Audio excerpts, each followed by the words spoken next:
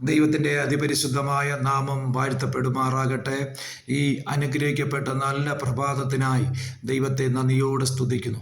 വീണ്ടും ഒരു പ്രഭാതം ദൈവം ദാനമായി തന്നതിനായി ദൈവത്തെ വാഴ്ത്തുന്നു. ആമേൻ. പ്രിയമുള്ളവരെ, ഒരു ദൈവവചനം വായിക്കുന്നു. ഞാൻ നിനക്ക് മുമ്പായി എൻ്റെ ദൂതനെ അയക്കുന്നു, അവൻ നിന്റെ വഴി ഒരുക്കും. ആമേൻ. ഈ തിരുവചനത്താൽ ഒരു നിമിഷം പ്രാർത്ഥിക്കാം.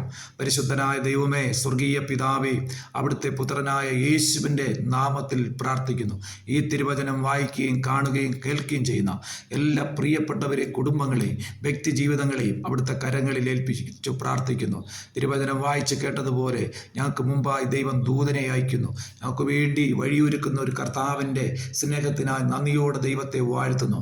ഈ തിരുവചനത്തിൽ ആശ്രയിച്ചുകൊണ്ട് വിശ്വാസത്തോടെ ഏറ്റെടുത്ത് പ്രാർത്ഥിക്കുന്ന ഓരോ കുടുംബങ്ങളിലും കർത്താവേ, അവിടുന്ന് കൃപയും സമാധാനവും കൊടുക്കേണ്ടതിനായി പ്രാർത്ഥിക്കുന്നു. രോഗത്താൽ ക്ഷീണത്താൽ ഭാരപ്പെടുന്ന വ്യക്തി ജീവിതങ്ങളിൽ പൂർണ്ണമായ ഒരു ആശ്വാസവും സൗഖ്യം കൊടുക്കേണ്ടതിനായി പ്രാർത്ഥിക്കുന്നു.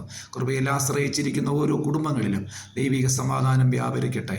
കർത്താവായ യേശുവിൻ്റെ നാമത്തിൽ എല്ലാ പ്രിയപ്പെട്ടവരെ പേരുപേരായി അങ്ങയുടെ കരങ്ങളിൽ ഏൽപ്പിച്ച് പ്രാർത്ഥിക്കുന്നു. കൃപ കൂടിയിരിക്കും. മഹത്വവും മാനവും എല്ലാം അങ്ങേക്ക്. യേശുവിൻ്റെ നാമത്തിൽ പ്രാർത്ഥന കേൾക്കും പിതാവേ.